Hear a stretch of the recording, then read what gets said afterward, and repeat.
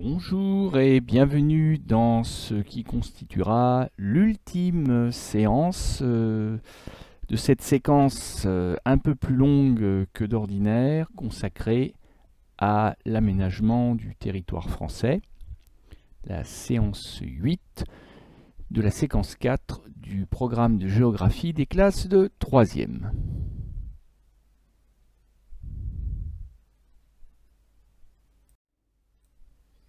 Grand H, oui, c'est temps que l'on s'arrête, parce que ça ne tiendra bientôt plus sur la diapositive. Grand H, les territoires de la France ultramarine, encore une fois, ultramarin, c'est l'adjectif qui correspond à l'outre-mer. Et outre-mer, ça veut bien dire ce que cela veut dire par-delà les mers. Et c'est une mise en perspective. Et au cours de cette mise en perspective, nous allons tenter d'apporter une réponse claire, précise, complète aux questions suivantes. Où sont situés les territoires de la France ultramarine? Parce que pour l'instant, on ne sait guère situer que l'île de la Réunion, ça fait un peu juste. Et quelles sont leurs spécificités par rapport au territoire de métropole, par rapport à notre bon vieil hexagone?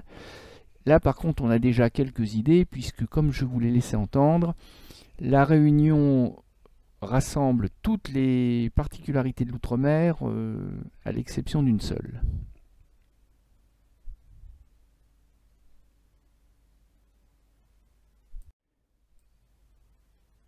Avant de vous présenter la carte de la France ultramarine, c'est la prochaine carte, il faut déjà se poser une première question. Comment se fait-il que la France est présente aujourd'hui, en 2020, à peu près partout sur la surface du globe? Et la réponse est à chercher dans l'histoire. Si la France aujourd'hui possède des territoires ultramarins, elle le doit au fait qu'elle a bâti au cours des siècles, à partir du XVIe siècle et jusque dans les années 1960, elle s'est bâtie plusieurs empires coloniaux. La carte que vous avez sous les yeux vous montre la France et son empire colonial avant 1914. Bon, il y a eu d'autres empires auparavant. Et évidemment, une grande partie, la très grande majorité des territoires de l'empire colonial ont pris leur indépendance, ce ne sont plus aujourd'hui des territoires français, par exemple l'Algérie, par exemple le Sénégal, mais aussi l'Indochine ou l'île de Madagascar. Mais, et ça n'est pas une coïncidence, ce qui reste de l'empire colonial et qui est resté français, qui est devenu territoire français à part entière, est devenu la France ultramarine, que ce soit Saint-Pierre-et-Miquelon, qui est une survivance de l'empire colonial français du Canada, le fameux Québec. Alors attention, je ne suis pas en train de vous dire que la France possède encore aujourd'hui un empire colonial. Je ne suis pas en train de vous dire que les habitants des Antilles, Guadeloupe, Martinique, sont des indigènes. Ce que je suis en train de vous dire, c'est que ces territoires ont été colonisés par le passé, dans un passé plus ou moins récent, plus ou moins ancien, par la France, mais aujourd'hui, que l'on soit bien d'accord là-dessus, ce sont des territoires français à part entière, et les habitants de la Nouvelle-Calédonie, de Wallis et Futuna, de la Réunion, etc., sont aujourd'hui des Français égaux aux Français de métropole. On ne parle plus d'indigènes et de coloniaux.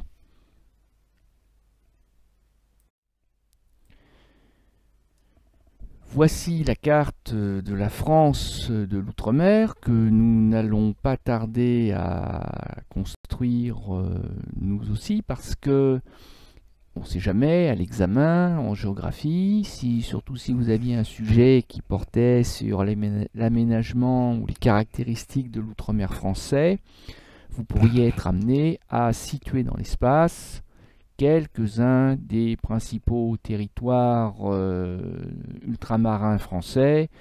Alors je pense qu'on vous ferait grâce des territoires qui ne sont pas du tout peuplés, comme les îles Kerguelen, mais par contre c'est sûr qu'on peut vous demander de situer la Guadeloupe, la Martinique, la Réunion, c'est-à-dire les territoires les plus connus, les plus peuplés, les mieux mis en valeur de la France ultramarine.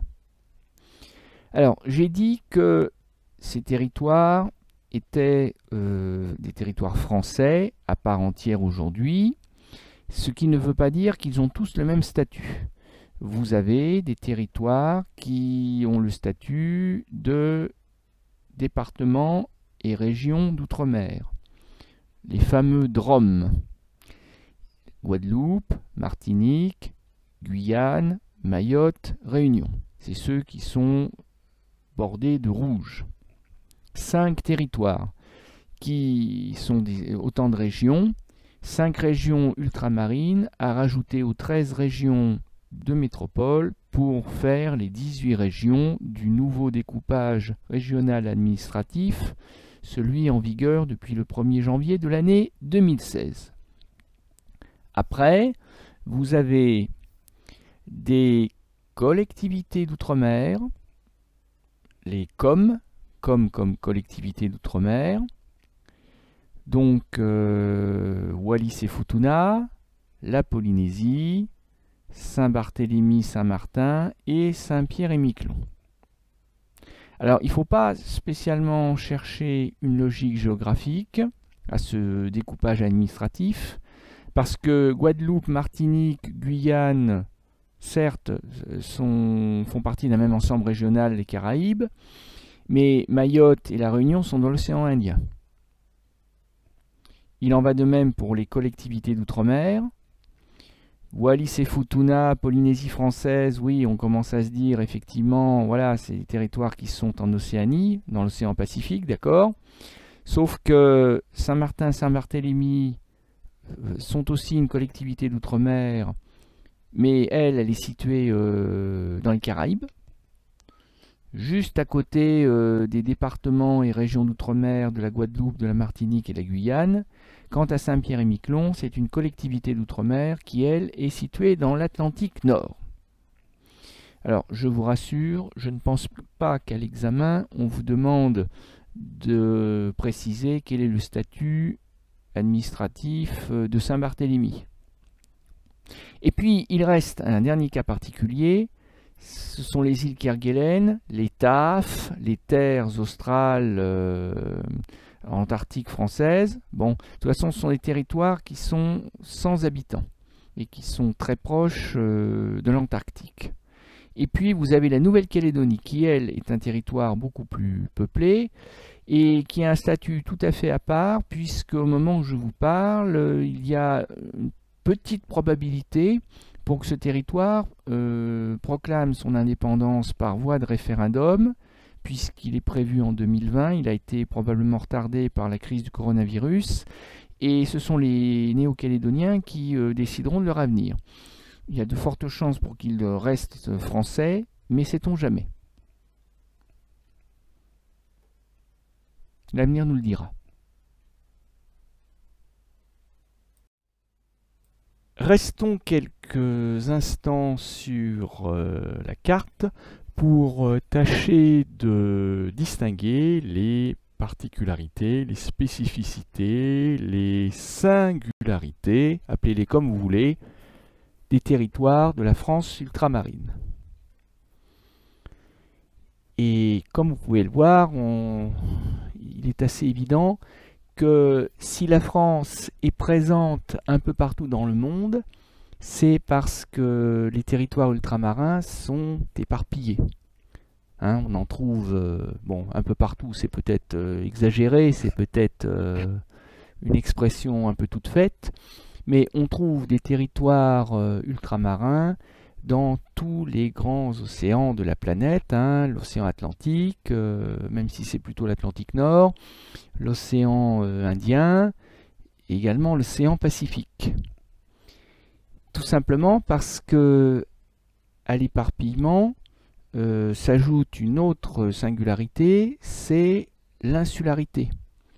C'est-à-dire que nous avons affaire à des territoires qui sont pour la plupart constitués d'îles, ou s'il s'agit d'ensemble d'îles, comme la Polynésie française, qui est composée de plusieurs centaines d'îlots ou d'îles, ce qu'on appelle des archipels. Il y a une seule exception à la règle, c'est la Guyane. Il faut toujours une exception, sinon ça n'est pas drôle. La Guyane, qui est le seul territoire continental français de la France ultramarine, parce que ce territoire est ancré dans le nord-est du continent sud-américain, entre le Suriname et le Brésil. Et d'ailleurs, j'attire votre attention sur la manière dont est souvent cartographiée la Guyane. D'abord, elle n'est pas cartographiée à son échelle, à la même échelle que les autres. C'est une remarque, une critique que l'on pourrait faire, parce que 1 cm fait 100 km pour la Guyane, quand 1 cm fait 10 km pour Mayotte. Ce qui donne l'impression que Mayotte représente presque la moitié de la Guyane, alors qu'en réalité la Guyane est beaucoup, beaucoup plus vaste. Donc là, il y a un problème d'échelle. Et ensuite, très souvent, on représente la Guyane sans ses voisins. Ce qui donne l'impression que la Guyane est une île. Il y a des gens qui peuvent croire, qui en sont persuadés d'ailleurs, que la Guyane est une île. Et d'ailleurs, pourquoi ne serait-elle pas une île, puisque tout le reste de la France ultramarine est justement composé d'îles? Eh bien non, la Guyane n'est pas une île. La Guyane est un ensemble continental. Mais c'est un problème de représentation cartographique. Autre caractéristique, donc l'insularité, l'éparpillement, l'éloignement vis-à-vis de la métropole, parce qu'on a des chiffres qui sont quand même assez évocateurs. La Réunion est à presque 10 000 km à vol d'oiseau, ça nous est rappelé en haut à droite, mais Mayotte c'est 8 000 km, la Guyane c'est 7 000, la Martinique à peine moins, la Guadeloupe à peine moins. Le record c'est pour Wallis et Futuna. Alors là, Wallis et Futuna, là on est à presque 20 000 km, c'est vraiment à l'autre bout de la planète. Mais au fond, la Polynésie, c'est presque 16 000 km. Vous voyez, finalement, le territoire ultramarin le plus proche, c'est finalement Saint-Pierre-et-Miquelon, aux portes du Canada et des États-Unis. Et nous sommes à près de 5 000 km. Donc, très clairement, on a des territoires qui sont extrêmement éloigné de la France métropolitaine. Et puis, il y a aussi l'émiettement, l'éparpillement. Parce que, bon, on vous a représenté la Polynésie, pour la Polynésie française, là encore, il y a un problème de représentation cartographique. Je ne vous dis pas que cette carte est fausse, parce que sinon, j'en aurais mis une autre. Mais on pourrait croire que la Polynésie française, c'est 2 îles, les îles Mooréa et Tahiti. Et en réalité, non, comme je vous l'ai dit, il y a des centaines d'îlots. Je suis peut-être même en dessous de la vérité. Tous ne sont pas peuplés, et puis certains ne sont pas plus gros que le collège. Mais bon, donc, insularité, éloignement, éparpillement, émiettement, voilà les principales caractéristiques de l'outre-mer français.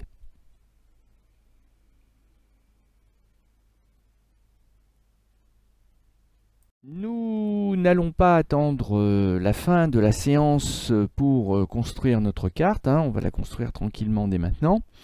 Donc je vous invite à vous munir de la planche que vous trouverez disponible, la planche 8 normalement, qui est disponible dans votre espace numérique de travail si tout va bien. Et donc, comme la plupart de ces territoires, pour ne pas dire tous sauf la Guyane, sont des territoires insulaires, îles ou archipels, eh bien la première chose à faire, c'est de replacer les océans. Océan Atlantique, qu'on peut décomposer en Atlantique Nord, au nord bien sûr, et Atlantique Sud, devinez où au sud bien sûr. L'océan Indien, et puis l'océan Pacifique, hein, qu'on va replacer 2 fois.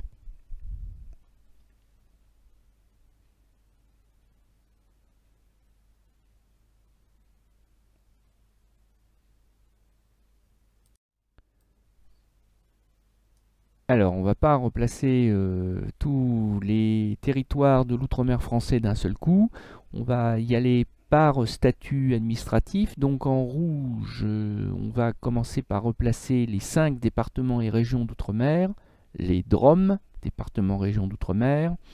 Donc je vous les donne, j'allais dire de gauche à droite, surtout pas, d'ouest en est. Guadeloupe, Martinique, bon, les 2 îles sont tellement proches qu'à cette échelle, j'ai fait un seul carré de couleur, hein, Guadeloupe, Martinique, et puis plus au sud, accroché au continent sud-américain, la Guyane. Ça c'est pour l'Atlantique Nord. Et puis après, eh bien, vous allez avoir dans l'océan Indien, alors au large, à l'est, au large de l'île de Madagascar, l'île de la Réunion. Et vous noterez au passage, je ne vous l'ai pas dit à ce moment-là, que la Réunion s'écrit avec double majuscule à la et majuscule à Réunion. Et de l'autre côté de Madagascar, à l'ouest de Madagascar, entre le continent africain et l'île de Madagascar, dans ce qu'on appelle parfois le canal de Mozambique, vous avez Mayotte, qui est le tout petit dernier territoire français ultramarin, puisque Mayotte a obtenu le statut de département français seulement en 2011. Il fait partie de l'archipel des Comores, mais il est le seul territoire français de l'archipel.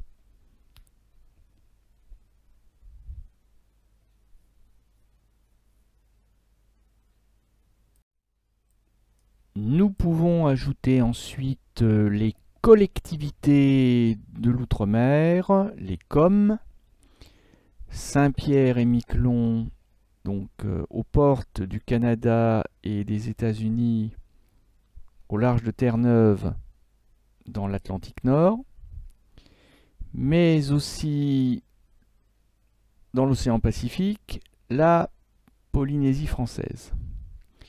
Et nous obtenons ce que l'on appelle les DROM-COM. Alors, vos parents ont connu une appellation plus ancienne qu'on utilise toujours parce qu'elle a la vie dure. On parle parfois de DOM-TOM. DOM-TOM pour département d'outre-mer et territoire d'outre-mer. Bon, les DOM-TOM sont devenus les DROM-COM. Bon, il suffit juste de savoir que c'est à peu près la même chose. Sachant qu'il reste en particulier un territoire qui ne fait pas partie des DROM-COM, mais qui fait quand même partie de la France ultramarine. Je vous laisse 2 secondes pour le trouver.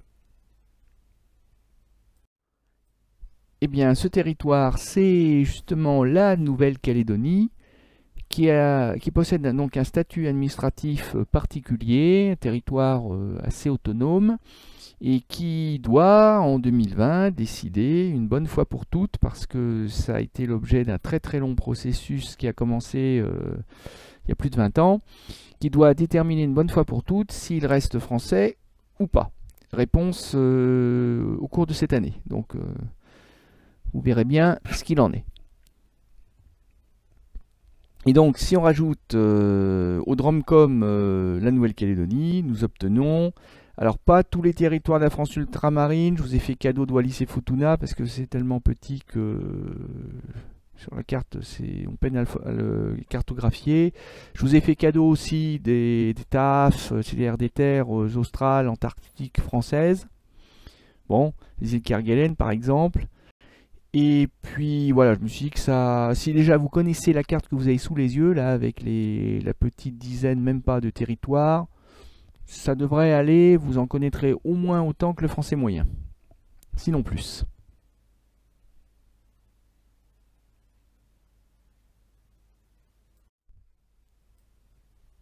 Nous avons fini de situer dans l'espace les territoires français ultramarins, donc on a ensemble recensé quelques-unes de leurs caractéristiques, hein, je vous le rappelle, l'éparpillement, l'éloignement, l'insularité, l'émiettement. Mais situé, c'est pas uniquement seulement situé dans l'espace, c'est aussi situé par rapport à une économie, par rapport à une société. Et là, je vous propose maintenant d'étudier un tableau statistique que nous avions d'ailleurs déjà étudié lors de notre étude de cas géographique portant sur l'île de la Réunion, qui d'ailleurs s'appelle juste Réunion dans ce tableau, hein, mais son vrai nom c'est La Réunion. Et là, maintenant, nous allons étudier les territoires de l'outre-mer par rapport entre eux. Voilà, évidemment, hein, est-ce que la Réunion c'est plus peuplé, plus riche que Mayotte ou pas? Mais surtout, et c'est plus important encore, nous allons essayer de déterminer si les territoires ultramarins ont des caractéristiques communes par rapport à la France métropolitaine qui est en haut de tableau, la première ligne du tableau, et que j'ai cerclé de rouge. Tout le reste du tableau, c'est la France ultramarine, qui est entourée de bleu. Ah, on fait bien les choses quand même ici, hein.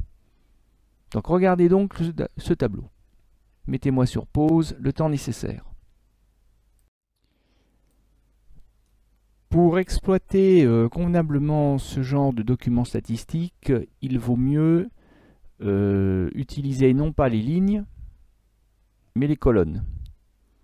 Donc raisonner critère par critère. Alors en termes de superficie, ben, il n'y a pas photo, hein. Je vous ai dit tout à l'heure que la Guyane était un territoire bien plus important que les autres, hein, et c'est clair, hein, puisqu'il dépasse les 86 000 km², mais malgré tout, il est clair que les territoires de l'outre-mer sont nettement plus modestes en superficie, beaucoup plus petits si vous préférez, que la France métropolitaine, hein. Et que si on additionne tous les territoires de la France de l'outre-mer, on peinera à atteindre les 100 000 km², ce qui représente moins de 1/5 du territoire métropolitain. Bon, ça confirme bien cette idée de taille très modeste d'émiettement du territoire. En termes de population, même chose. Il est clair que les territoires de l'outre-mer sont évidemment beaucoup moins peuplés que la France métropolitaine, hein, parce que si on additionne tous les habitants de tous les territoires ultramarins, on atteint à peu près 2 500 000 Français, et encore, rappelez-vous que la Réunion en possède à elle seule à peu près 850 000. Donc si on rajoute à la Réunion les 800 000 Antillais de Guadeloupe et de Martinique, c'est clair qu'il ne reste plus beaucoup d'habitants pour le reste de l'outre-mer, hein. Et à ce titre, Saint-Pierre-et-Miquelon fait mieux que les îles Kerguelen, puisqu'encore une fois les îles Kerguelen c'est 0 habitants, mais Saint-Pierre-et-Miquelon c'est 6 000 habitants. Ça fait pas beaucoup, hein. C'est un peuplement assez modeste. Et la Guyane, pardon, premier territoire d'outre-mer pour la superficie, ben, se contente entre guillemets de 250 000 habitants. On a donc affaire à une France peu peuplée. En termes de richesse par habitant, alors là, la comparaison fait encore très mal à l'outre-mer, puisque aucun territoire de l'outre-mer ne parvient, même sans parler de dépasser le niveau de PIB par habitant de la métropole, mais même à l'égaler. C'est-à-dire que le territoire qui a le niveau de vie, pour dire les choses franchement, à peu près comparable à celui de la métropole, ben c'est Saint-Pierre-et-Miquelon, mais en moyenne, les habitants sont 3000 € moins riches. 3000 €, ça fait à peu près 400 € de moins par habitant par mois, par rapport à un Français, par rapport à un cousin de la métropole. Bon, c'est qu'une moyenne, mais qui commence à parler. Et après, ben, on a des niveaux qui s'effondrent, hein, parce que les habitants de Wallis et Futuna sont 3 fois moins riches en moyenne que les Français de métropole. Là, très clairement, il y a un problème de niveau de vie. Les Guadeloupéens, les Martiniquais, vous voyez déjà, rien qu'entre les deux îles qui sont voisines pourtant, hein, il y a déjà un écart en faveur de la Martinique. Mais la Guyane, les Guyanais sont 2 fois plus pauvres, ou si vous préférez 2 fois moins riches, pour ne vexer personne, 2 fois moins riches que les Français de métropole. Il y a véritablement un fossé de richesse, de niveau de vie, et alors fermant la marche, et là c'est pas 2 fois moins riche, mais c'est 4 fois moins riche, les habitants de Mayotte. Donc là, très clairement, la comparaison n'est pas en faveur de la France ultramarine. La France ultramarine est pauvre. Et ça se vérifie au niveau de l'indicateur du développement. Alors certes, la France fait partie, si ça n'a pas changé, la France est au 13 ou 14e rang mondial. Donc, évidemment, c'est un haut niveau. Mais les chiffres sont assez terribles, hein. Ce sont les Antilles françaises avec Guadeloupe et Martinique qui s'en sortent le mieux. Mais il y a quand même 0,60 de retard. Et alors après, on est encore dans la moyenne mondiale, hein, parce que la moyenne mondiale est à peu près à 0,730, c'est-à-dire que la Polynésie française est dans la moyenne mondiale. Mais très clairement, il y a un retard, parce que je vous le rappelle, hein, l'IDH, ça se mesure entre 0 et 1. Donc ça n'a pas l'air comme ça, mais quand vous êtes à 0,750, comme pour la Réunion, ben, entre 0,750 et 0,895 pour la France métropolitaine, ça fait déjà un écart assez sensible. Alors je ne vous parle pas du 0,653 de Mayotte.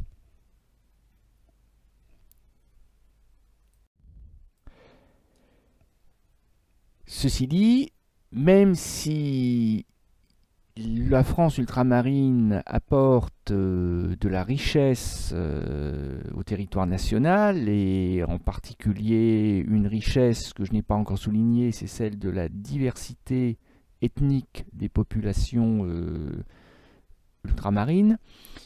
On l'a vu, malheureusement, l'outre-mer français est pauvre.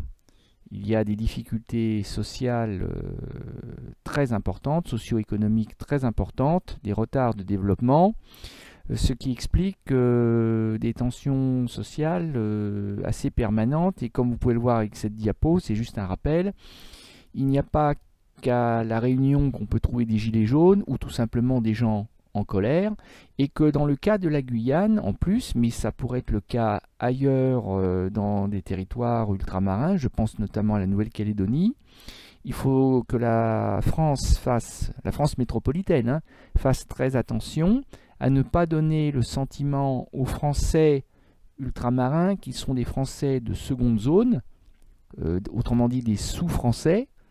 Il ne faudrait pas donner l'impression qu'ils sont des indigènes, parce qu'ils sont à des milliers de kilomètres, parce qu'ils sont loin des yeux de la France, de l'autre France plutôt. Parce que vous voyez sur cette photographie, bon, on aperçoit le drapeau rouge d'un syndicat qui est aussi très implanté en France métropolitaine. Bon, mais à côté, on voit un drapeau qui est le drapeau non officiel de la Guyane, et que si certains Français se sentent moins français que d'autres, ils pourraient tout simplement être tentés de réclamer leur indépendance. Parce que, après tout, hein, si c'est pour être considérés comme des Français de second ordre, eh ben, pourquoi ne pas être guyanais ou réunionnais ou... Voilà. Donc là, il y a un enjeu majeur, et pas seulement que de territoire, qui se dresse devant la France. Je reviens sur ce que j'ai dit concernant les caractéristiques du territoire de la France de l'outre-mer. Hein, je vous ai dit que le territoire était éparpillé, émietté, fragmenté. Bon, c'est vrai. Mais il ne faut pas oublier qu'il y a une deuxième manière de concevoir la France de l'outre-mer, c'est justement de s'appuyer sur cette notion d'outre-mer. Autrement dit, au lieu de considérer les surfaces, les superficies terrestres, et si on s'intéressait aux surfaces maritimes que recouvre la France ultramarine. Et il est temps pour moi de vous rappeler ce que vous avez déjà vu lors de votre programme de géographie de 4e, mais que vous avez peut-être oublié, et qui correspond aux zones économiques exclusives, les ZEE. C'est-à-dire que, pour faire simple, tout autour d'un territoire, une zone dans un rayon de 300, plutôt dans un diamètre de 370 km, tout ce qui se situe sous la mer ou dans la mer, à l'exception bien sûr des navires qui ne font que traverser et qui évidemment ne deviennent pas propriété du territoire en question, mais dans cette zone des 200 miles marins, ce qui correspond à 370 km, tout ce qui se trouve dans la mer appartient au pays propriétaire de l'île ou du territoire en question. Et là, ça change considérablement la donne. En particulier, si on regarde par exemple la Polynésie française, et si vous regardez donc la carte de la zone économique exclusive française, et bien là, l'outre-mer, c'est pas une poussière d'île jetée sur le globe. Là, on a véritablement affaire à un domaine maritime très important. Et pour la Polynésie française, c'est particulièrement flagrant.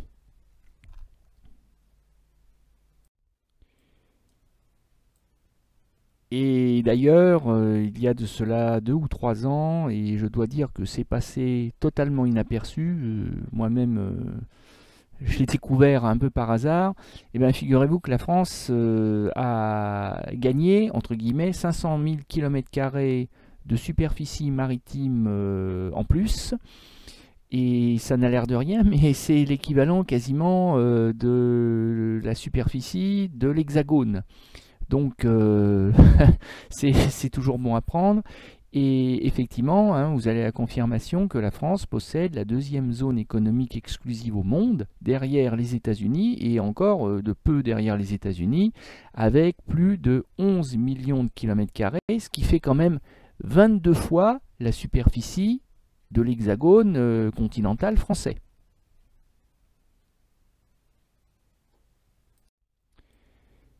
Et avouez qu'on ne le jurerait pas, hein, parce que on a tous en tête ces petits paradis tropicaux, qui sont aussi parfois des paradis fiscaux pour certaines îles voisines, des îles françaises.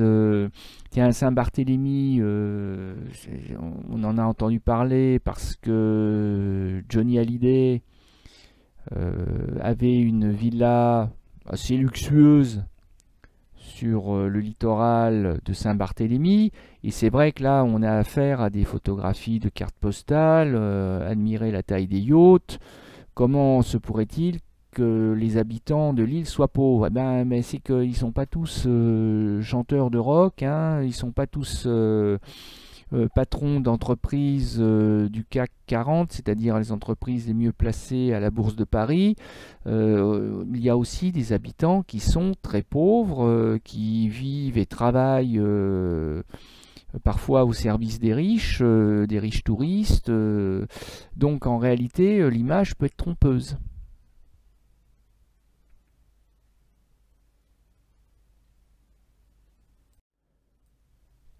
Comme du reste, l'idée d'associer, parce que c'est très vite fait dans l'imaginaire des gens, d'associer l'outre-mer français au soleil et aux palmiers.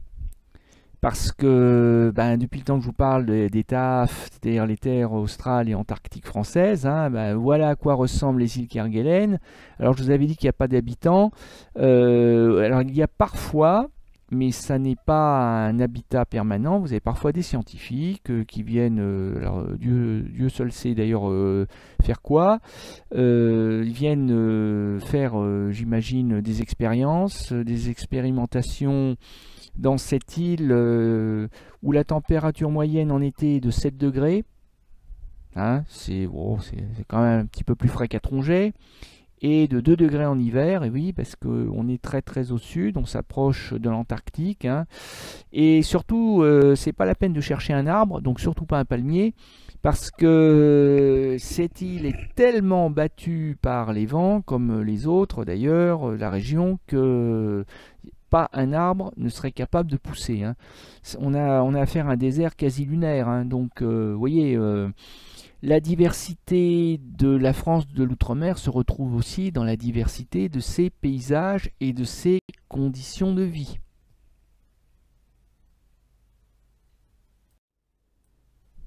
Conditions de vie qui ne sont pas non plus toujours paradisiaques, quand bien même on se trouve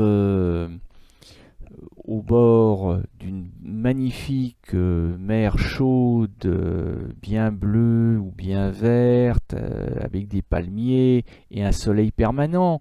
Parce que même dans cette France de l'outre-mer, il faut compter avec les colères de la terre. Je vous ai parlé du piton de la Fournaise qui donne régulièrement des signes d'activité, surtout dans la deuxième moitié des années 2010.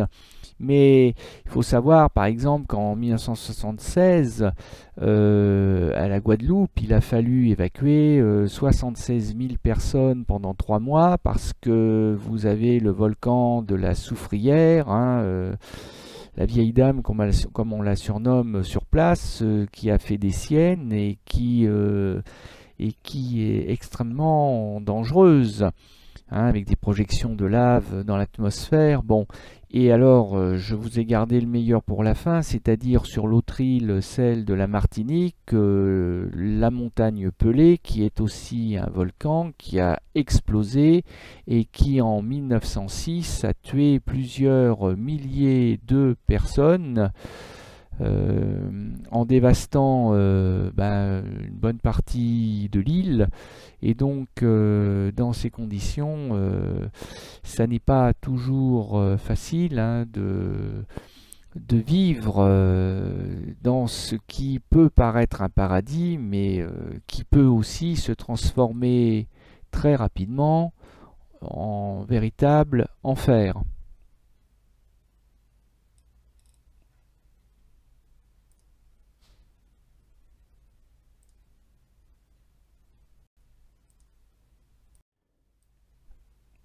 Sans compter que, comme beaucoup des territoires français ultramarins sont situés dans la zone intertropicale, c'est-à-dire proximité de l'équateur, entre le tropique du Cancer et le tropique du Capricorne, eh bien, ces territoires sont malheureusement situés dans le couloir des cyclones. Hein.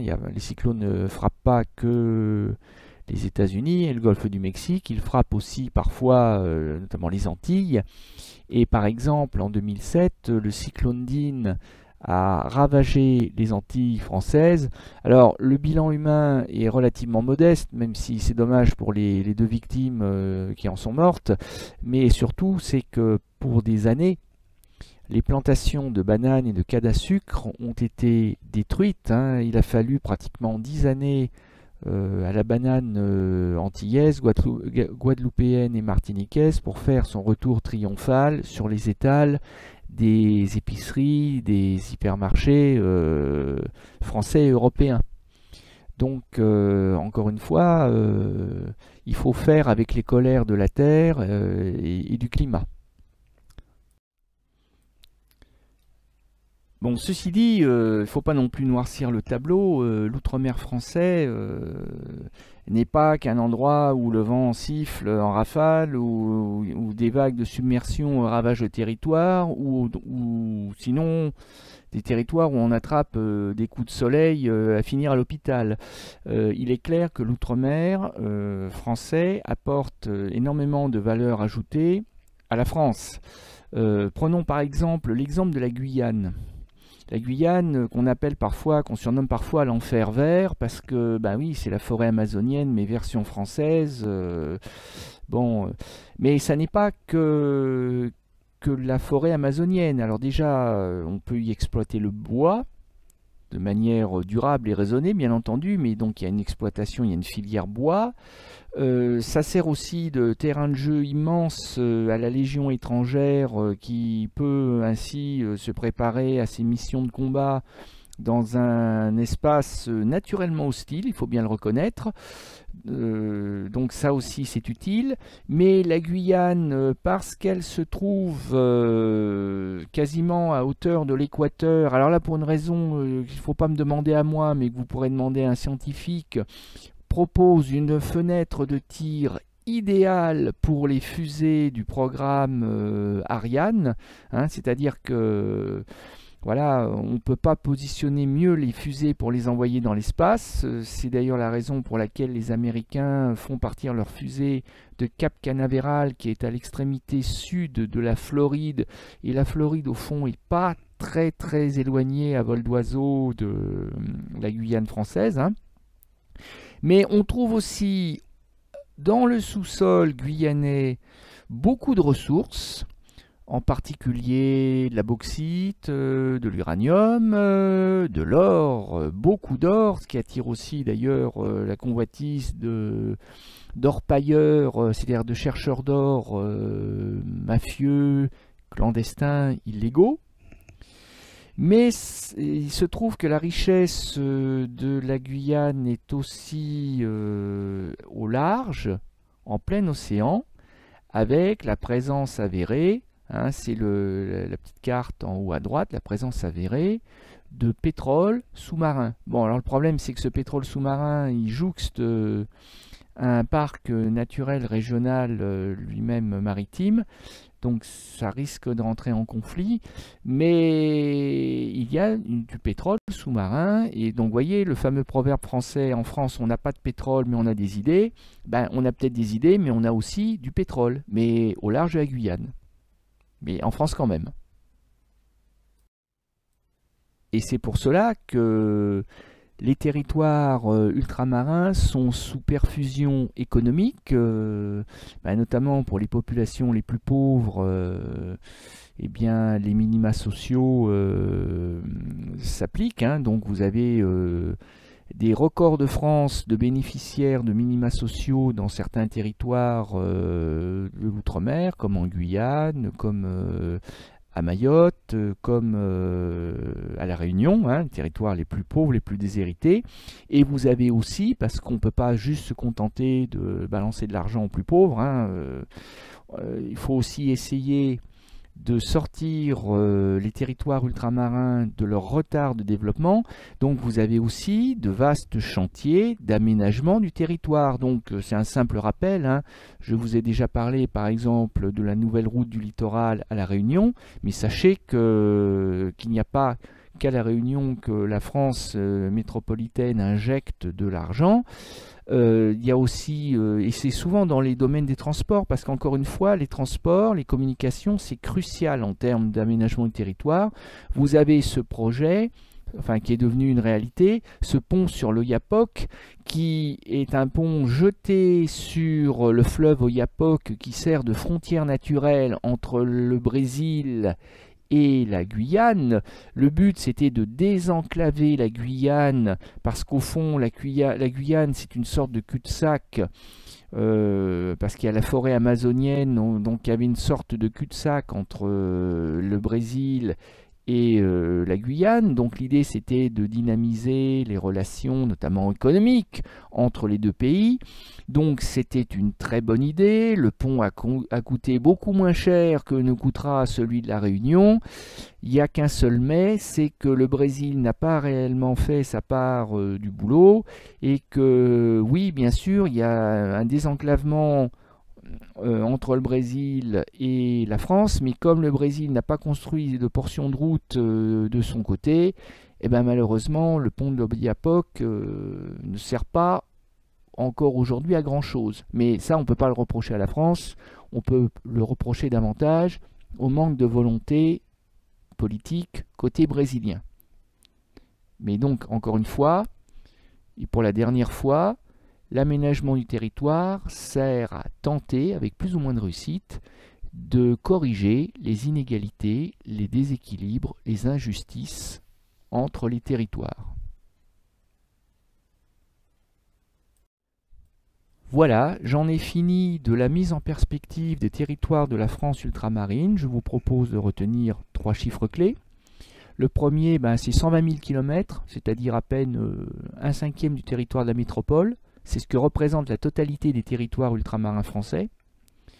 Mais pour autant, c'est quand même la deuxième zone économique exclusive ZEE maritime au monde, grâce à cette France ultramarine. Et enfin, 2,5 millions d'habitants peuplent les territoires ultramarins français. Voilà, il ne vous reste plus qu'à découvrir le texte de la 6e leçon, intitulée « Les territoires de la France ultramarine » et qui reprendra à peu près tout ce que nous avons vu au cours de la séance et même des 2 séances précédentes dédiées à la double étude de cas sur la Réunion. Je vous en souhaite bonne lecture, bon apprentissage et je vous dis à bientôt pour de nouvelles aventures probablement historiques.